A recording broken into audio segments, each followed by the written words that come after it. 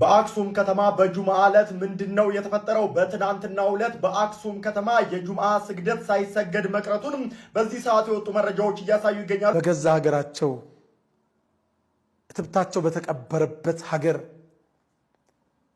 እንዲኖሩ ሳይፈቀድላቸው ደግሞ ሞተው እንዲቀበሩ እንዴት አንፈቅድላቸውም? ደግሞስ ይሄንን ሐሳብ ከአንድ መንፈሳዊ እንዴት እንሰማለን? አሰላሙ አለይኩም ወራህመቱላሂ ወበረካቱ ዲቻናላችን ቤተሰቦች እንዴት ናችሁልን? ዛሬ በአዲስ ቪዲዮ መጥቻለሁ። ለዛሬ ይዤላችሁ የመጣሁት ቪዲዮ እንግዲህ እንደሚታወቀው በትላንትናው ዕለት ለሶስተኛ ጊዜ በአክሱም ከተማ የጁምዓ ሰላት መስገድን ተከልክለዋል፣ እጅግ በጣም በሚያሳዝን ሁኔታ። ታዲያ ይዤላችሁ የመጣሁት ቪዲዮ አንድ ቄስ ለአክሱም ድምጽ ሆነዋል። እጅግ በጣም መነጋገሪያ የሆነ ቪዲዮ ነው። እሱን ወደ እናንተ የማጋራችሁን የሚሆነው ሌሎችም ምርጥና አስተማሪ ቪዲዮዎች አሉ። ታዲያ ቪዲዮ እንደተለመደው ሁላችሁም ላይክ በማድረግ እንደጀምሩ ጋብዛለሁ። ይህ ቪዲዮ እንዲዳረስ ደግሞ ሼር አድርጉ። ለዚህ ቻናል አዲስ ከሆናችሁ ሰብስክራይብ ማድረግ አይረሳ፣ የደወል ምልክቷን ይጫኑ። የፕሮግራማችን ስፖንሰር ቴምር ሪል ስቴት ነው። በቴምር ሪል ስቴት እጅግ በጣም በተመጣጣኝ ዋጋ የመኖሪያ ቤቶች እንዲሁም ሱቆችን ማግኘት ይችላሉ። በአንድ ክፍያ ሲከፍሉ ከ30 እስከ 35% ዲስካውንት አለው። እንዲሁም በቅርቡ ከኢትዮጵያ አየር መንገድ ጋር ስምምነት በማድረጋቸው ከቴምር ሪል ስቴት ቤት ሲገዙ ነፃ የሼባ ማይልስ ስጦታ ማግኘት ይችላሉ። ለመስጂድ ቅርብ የሆኑ ቦታዎች ላይ ቤቶችን ገንብቷል ቴምር ሪል ስቴት። ለበለጠ መረጃ እዚህ ጋር የምትመለከቱ ስልክ ቁጥር ይደውሉ፣ መረጃን ይጠይቁ። ማስታወቂያውን ተከታትለን በቀጥታ ወደ ቪዲዮ። የአዛን ድምጽ ሲቀሰቅሳችሁ የታላቅ ኢስላሚክ ሴንተር ጎረቤታችሁ ሲሆን ንጋታችሁ በሰላትና በአዝካር የምትጀምሩበት፣ ልጆቻችሁ የዲን ዕውቀታቸው ከዚህ ታላቅ ኢስላሚክ ሴንተር የሚማሩበት አካባቢ ቤት ለማግኘት ይፈልጋሉ? ድርጅታችን ቴምር ፕሮፐርቲስ ቡልጋሪያ በሚገኘው ነጃሺ መስጂድ ፊት ለፊት 100% ወይም አንዴ ለምትከፍሉ ከ30 እስከ 35% ቅናሽ አድርገን ባለ አንድ መኝታ በ5.5 ሚሊዮን ብር፣ ባለ ሁለት መኝታ በ6.6 ሚሊዮን ብር፣ ባለ 3 መኝታ በ11 ሚሊዮን ብር ቀስ ብላችሁ ለምትከፍሉ ከ1.6 ሚሊዮን ብር ቅድመ ክፍያ ጀምሮ ቀሪውን ግንባታውን እያዩ በ15 ዙር የሚከፍሉበትን አማራጭ አመቻችተናል። ለበለጠ መረጃና ለቢሮ ቀጠሮ በ0990 04 6592 ላይ ይደውሉ። እናትና አባቱ የረገሙት ሰው ጋር እንዳትል፣ የደረቁ አጠገብ እርጥቡ ይነዳል። ጓደኛህ እናቱ የለቀሰችበት አባቱ የረገመው ልከዋን እንዳትሄድ ተኮረና በላሽሽ ተላላፊ በሽታው ከባድ ነው። የሱን ባህሪ ተወርስና ነገ ጧት ደግሞ አንተም እንደስተሆናል እንዳትተር ብለዋል። እርጉም ሰው ጋራ فإن له لا يقبلك አላህ ምንም ነገር አይቀበልህም። ወቀድ አቀዋልዴ ወላጆቹን ሐቅ የተጻረረን ሰው አትከተለ لأن حقهما أوجب حقا منه فواجبه كله بلاي يولاجوش حقا. حسن البصري أن رجلا قال له إني قد حججت አላቸው። እኔ እኮ ሐጅ ሄርኩኝ አላቸው። ወቀድ አዝነት لي أمي እናቴ ፈቅዳልኝ ሐጅ ሄርኩኝ ስላቸው አልተደሰቱም። فقال الحسن لك عادة تقعد አሉ معها كناتها አጠገብ የምትቀመጣት አሉ። አላማ አይዲቲያ ስትበላም አብረሃት አብሮ መቆየትህ አሐብ ኢለየ ሚን ሐጅከ ታንተ ሐጅ بعد حجة الإسلام ሐጅ አንዴ ነው። እናትህ ጋር የምትበላው ቁርስ የምትበላው ምሳ አጠገብ የምትተዋት ይበልጣል። ምን ትላለህ? አላሁ አክበር። የወላጅ ሐቅ ምን ያህል ከባድ እንደሆነ እንግዲህ ተመልከቱ። አስቡት፣ ሐጅ ከማድረግ ይልቅ ወላጅን መንከባከብ፣ ከወላጅ ጋር ምሳ መብላት፣ ወላጅን ማጫወት የበለጠ ደረጃ አለው። እጅግ በጣም ነው የሚያስገርመውና ወላጆቻችን እንዴት ነው እየተንከባከብን ነው ወይ? ይሄ እንግዲህ የቤት ስራችን ይሁን፣ ራሳችንን እንጠይቅ። እዛ ባሻገር ወላጁ ያዘነበት ሰው ከሱ ጋር ጓደኝነት እንኳን ይቅርባችሁ ሽሹት እያሉን ነበር። ሐጃችን እንግዲህ ሰምታችኋል። የወላጁን ሐቅ የማይወጣ ወላጁ ያዘነበትን ሰው በቻልነው መጠን እንሽሸው፣ እንራቀው። ህይወት ውስጥ በጣም እንሳሳታቸው ነገሮች ውስጥ አንዱ ችግር ሁሉ ችግር ይመስለናል። ችግር ራሱ ኸይር ይዞ ይመጣል።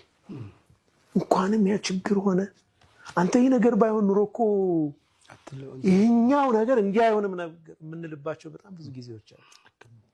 እምናያት ከአሁን በፊት አንስቻለሁ፣ ስፔክትረም ነው ሐያት። ህይወት እንደዚህ ነው። ቆርጠ የሆነች ፓርት ብቻ ካያሃት አይመጣም። ትክክለኛ እይታ አይኖርህም። ሙሉን ስታየው ነው። ሙሉን ደግሞ አላህ ብቻ ነው የሚያውቀው፣ አንተ አታውቅም። ሙሉውን ለሚያውቀው አላህ ስጠው ጉዳይ ግልጽ ነው። ተስሊም እዚህ ጋር ከተስሊም ቀጥሎ የሚመጣ ነገር ግን አለ። ኢሕሳን ይመጣል። አንተ ችግር ውስጥ ነህ። አዎ ችግር ውስጥ ነኝ። ይህን ችግር የሚፈታው አላህ ነው። ኸይሩን የሚመርጥልኝ እሱ ነው። እኔ ጋር የሚጠበቀውን ግን ኢሕሳን አደርጋለሁ። በዛ ጉዳይ ላይ መፍትሄ አመጣለሁ፣ እጥራለሁ። ወመን ዩስሊም ወጅሀሁ ሊላሂ ወሁወ ሙሕሲኑን ፈቀድ እስተምሰከ ቢልዑርወቲል ውስቃ። እጁን በቃ ፊቱን ሙሉ ነገሩን ለአላህ አስገዝቷል። ከዛ ደግሞ ሙሕሲን ነው አለ አላህ። ያ ሰው ኢሕሳን ላይ ነው ያለው። ሱብሃንአላህ ብዙ ጊዜ ችግር ውስጥ ስንሆን የሚታየን ነገር በጠቅላላ መጥፎ ነገሮች ብቻ ናቸው። አንዳንዴ እንደውም መፍትሄ ለማምጣት ሙላ ጥረት አናደርግም። በቃ ቁጭ ብለን ተሰባብረን ምናምን እኔ ከዚህ ችግር እንዴት ነው ምናምን እያልን ዝም ብለን ትርጉም የሌለው መጨናነቆች ብቻ ነው የምንጨናነቀውና አንደኛ ከፊት ለፊታችን ችግር ሲመጣ ከጀርባው ያዘለው መልካም ነገር እንዳለ ሁሌም ማሰብ አለብን። ሁሉም ነገር የሚሆነው ለኸይር ነው፣ ለበጎ ነው። እንዴት ነው ሊነጋ ሲል ይጨልማል አይደለም የሚባለው?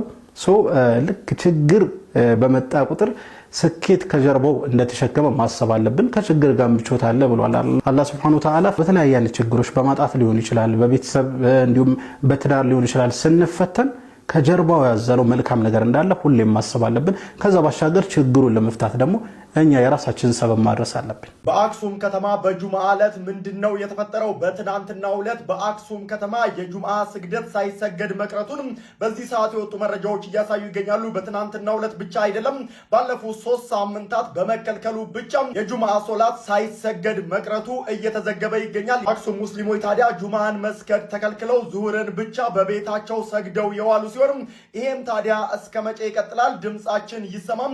በአክሱም ከተማ ጫናው በርትቶብናል ሲሉ ሁሉም ሰው ድምጽ እንዲኖራቸው ጥሪ እያቀረቡ ይገኛሉ። በዚህ ጉዳይ ላይ መጅሊሱ ምን ይላል የሚለውንም መግለጫ ካወጣ ተከታትዬ ወደ እናንተ የማደርስ ይሆናል። ሰላም አለይኩም ወራህመቱላሂ ወበረካቱ። ዛሬ ጁምዓ ነው። ሁላችንም በውዱ ነብያችን ረሱል ሰለላሁ ዐለይሂ ወሰለም ላይ ሰለዋት እያወረድን ማለት ነው። በጣም ብዙ እህት ወንድሞቼ ናችሁ ቴክስት ያደረጋችሁልኝ። አክሱማዊ ሙስሊም እህት ወንድሞቻችን እንዴት ናቸው? ጁምዓ ሰላትን ሰገዱ ወይ እያላችሁ ነው። እንግዲህ እህት ወንድሞቻችን ዛሬም ጁምዓ ሰላትን ቤታቸው ለመስገድ ተገደዋል ማለት ነው። የአክሱም መንገዶች እነዛ ጎዳናዎች በሙስሊሞች የሚያሸበረቁት የነበሩ ጎዳናዎች ጸጥ ረጭ ብለው ውለዋል ማለት ነው። በተለምዶ ሱቅ ተብሎ የሚጠራው አካባቢ ያሉ መስጊዶች በሙሉ ተዘጋግተው ውለዋል። አክሱም ላይ ያለው ጭቆናና በደል አሁንም እንደቀጠለ ነው።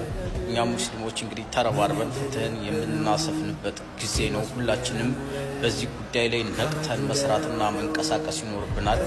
የሚበድሉና ወንበዴ የሆኑ በሃይማኖት ውስጥ የተደበቁ ሽብርተኛ ሰዎችን ለህግ በማቅረብ ሁላችንም በኃላፊነትና በተለዩ አትኩረት ልንንቀሳቀስ ይገባናል ማለት ነው። በአክሱም ያለው ጭቆናና በደል እስኪቆም ድረስ ማለት ነው። ኢንሻአላህ ሁላችንም ደግሞ በዱዓችን እናስታውሳቸው። አክሱም ላይ ፍትህ ይሰፍናል ኢንሻአላህ። አክሱም ላይ በንጉሳችን ነጃሽ ስም ድምቅ ያለ መስጂድ ይሰራል። እንደገናም ደግሞ አዛን ከፍ ብሎ ልቅሶ ይሰማል ኢንሻአላህ። እንግዲህ እጅግ በጣም በሚያሳዝን ሁኔታ በትላንትናው ዕለት ለሶስተኛ ተከታታይ ሳምንት የጁምዓ ሰላት ሳይሰገድ በአክሱም ከተማ ተከልክሏልና በዚህ ጉዳይ ላይ መጅሊስ ያወጣው መግለጫ እስካሁን ድረስ ምንም አልሰማውም። የሃይማኖት ተቋም ጉባኤ የሚባለውም እንደዚህ አይነት መግለጫዎች ምናምን ሲያወጡ አልሰማንም። ለመፍትሄም እየሰሩ እንደሆነ ምንም የሰማነው ነገር የለምና ይሄ በጣም ያሳዝናል። ያማል በጣም ሂጃብ መልበስ ተከልክለዋል። ሂጃብ እንዳትለብሱ ተብለዋል። ከዛ ባሻገር ደግሞ ያው የጀማዓ ሰላት እንዳይሰግዱ ተከልክሏል። በመተት መንገዱ ጭር ብሎ ነበር በትላንትናው ዕለት የዋለውና ይሄ በጣም ያማል። ሁለቱንም መናገር አንድ ሰው ተወልዶ ባደገበት ሀገር ላይ የሚፈልገውን እምነት ማራመዳችንም ሲባል እጅግ በጣም ያማል። 21ኛው ክፍለ ዘመን እንደዚህ አይነት ነገር ይፈጠራል ብሎ ማሰብ ከባድ ነው።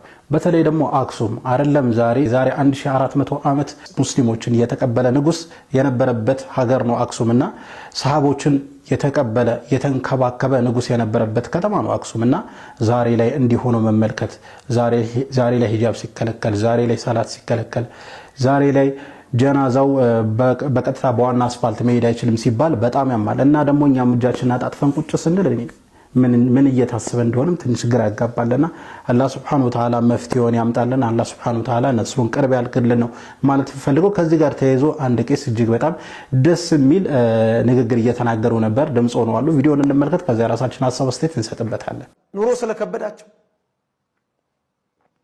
አይናችን እያየ ከምንሞት ብለው ተሰደዱ።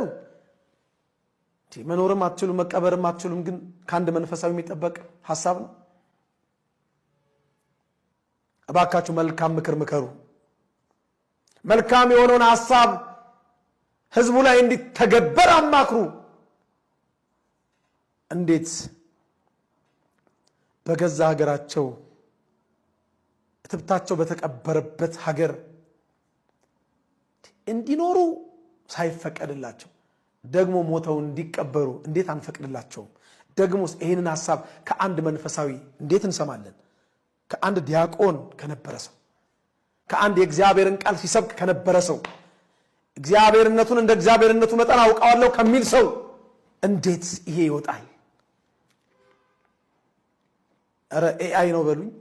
አላህ በረካ ያርጉት። እንደዚህ አይነት የሃይማኖት አባት ያብዛልን ነው ማለት ፈልገው።